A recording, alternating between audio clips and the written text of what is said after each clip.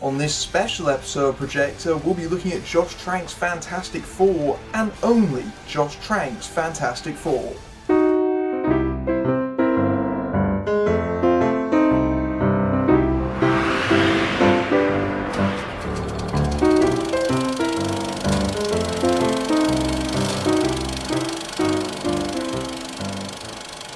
Hello and welcome to Projector. The Fantastic Four are being rebooted again, but is this new version an improvement? Let's find out. A genius from a young age, Reed Richards, played by Miles Teller, is asked by Franklin Storm, played by Reg E. Cathey, to join his experiments into interdimensional travel alongside his son Johnny, played by Michael B. Jordan, adopted daughter Susan, played by Kate Mara, and Toby Kebbell's Victor Von Doom. After cracking the teleportation, Reed, Johnny, Doom, and Ben Grimm, played by Jamie Bell, journey to an alternate world where an accident separates Doom and leaves everyone else, including Susan, with mutated side effects. As the four survivors come to terms with their new powers, they must work together to stop Doom when he comes back, intent on destroying the Earth. There's a lot of people that really wanted this new version of Fantastic Four to fail, because the fact that Fox is making this movie means that the rights cannot revert back to Marvel, so they can be incorporated as part of the cinematic universe. I really wasn't one of those people. In fact, I really liked Josh Trank's previous movie, Chronicle, and was hoping that I could be the one to stand up for it. Unfortunately, I can report that Fantastic Four is every bit as bad as you've heard. As many people know, Roger Corman was infamously hired to create a cheap Fantastic Four film that was allegedly never intended to be released so that the rights could be held onto for what became the 2005 film that Tim Story directed and this new flick reboots. It seems history has repeated itself. The 2015 iteration, for its new takes and blockbuster budget, feels by its conclusion like it was made simply to exist. And that really is a shame because it starts out with a loss of promise, especially given the cast and crew behind it, and then it tries to do something different with the characters and their origin story, using the Ultimate version as a base, which is more than can be said for Sony's property-holding Amazing Spider-Man reboot. In fact, many of the elements for an interesting take on the characters are in Fantastic Four 2015, but the major problem is that the script, attributed to Trank, X-Men 3's Simon Kinberg, and the Lazarus Project's Jeremy Slater, refuses to do anything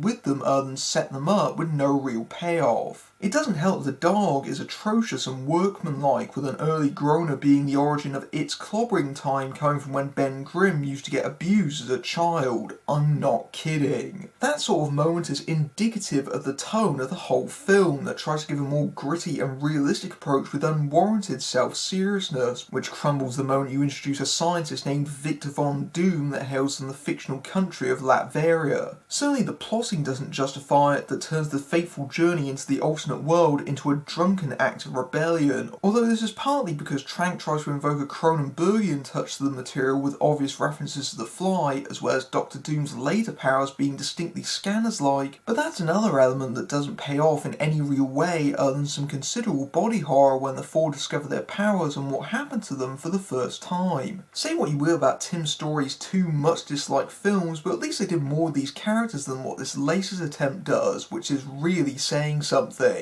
The biggest problem with the 2015 Fantastic Four is that most of the time it doesn't even feel like a Fantastic Four movie, with the cast spending most of the film apart from one another, barely even feeling like a team at all. On paper, the unconventional cast to play these new renditions of the team could work. Miles Teller is fresh off Whiplash, Michael B. Jordan was great in Chronicle, and Jamie Bell and Kate Mara have done solid work in the past. The fact the film doesn't work is not because of them, but due to what they're given, which gives them nothing to work with. The opening scenes with Ben and Reed as kids building a primitive teleporter out of a garage, with a bizarre cameo from Tim Heidecker of Tim and Eric fame as Reed's father, signals what's wrong early. Reed is knowledgeable beyond his years and is simply brilliant with no challenge whatsoever, so there's no dramatic conflict. He certainly doesn't encapsulate any other qualities the character should have, like his strong leadership bringing the team together, because there's even a substantial chunk of the plot where he straight up abandons his fellow survivors, with Teller's mournful performance rendering him completely forgettable. The much discussed decision to make Johnny and his father black and the white Susan adopted could have been used to make a major statement on people with different backgrounds being drawn together together as a family in the same way that the four ultimately become. But then the movie barely even acknowledges that, let alone comments on it, rendering it a footnote. It doesn't help that the Storm siblings are very thinly sketched. Johnny is a hothead, and Susan likes to listen to music as she does pattern recognition, and that's about it for their characterization. The only one who is really notable is Jamie Bell, and even he sits out most of the film's first act, but he does impress once he is in full motion capture as the Thing, adding a sensitivity under all the effects that shows some of the rewards of his unorthodox casting. But inexplicably, the movie constantly keeps the characters separated, meaning the only thing that ties them together is Reggie, Kathy's Franklin Storm serving as their obligatory father figure in a part that's almost like a cut-price Morgan Freeman character to add some gravitas. It's only at the end of the film, around the 80-minute mark, do the Fantastic Four actually all share screen time with each other, let alone fight together, which is utterly unforgivable. The movie's closing scene has more chemistry and a greater group dynamic than the hour and a half before it shows what this could have been if it was actually handled properly, but by then it's too little, too very late. The real surprise is how slow the film is, with a distinct lack of superheroics for much of the running time,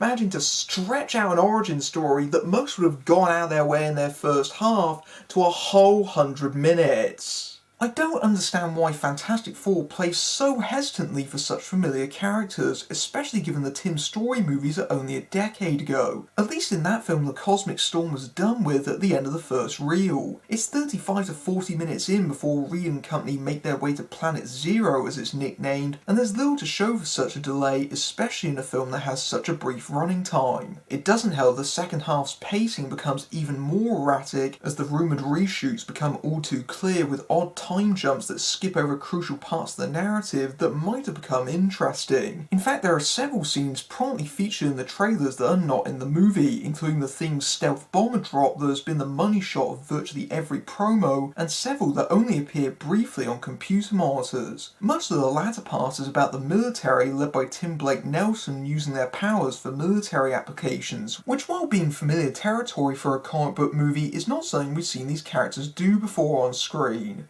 Unfortunately, the movie squanders that idea too, since much of the flick is simply training exercises to show off their powers that most people would already know about. There's a distinct lack of conflict aside from Dr. Doom, played by Toby Kebbell from Dawn of the Planet of the Apes. In fact, a scene where a Weta-generated monkey is teleported means this has more in common with Planet of the Apes than X-Men. Doom gets painfully reimagined as a hoodie-clad nihilist that once dated Susan and is still possessive over her. Not really Kebbell's fault, but this dopey rendition, who gets catcalled Borat at one point, is frankly laughable. It even feels like a spoiler mentioning that he comes back as Doom proper, with dubious motivations, since it only happens in the final 15 to 20 minutes of the movie, right before we abruptly move into the underwhelming climax, which is only the second major action set piece before it ends just past the 90-minute mark with a lot of potential scorched in its wake. Incidentally, don't bother staying to the end of the credits because there's nothing there, although personally I was quite grateful for the fact they didn't bother to tease a sequel that will likely never happen.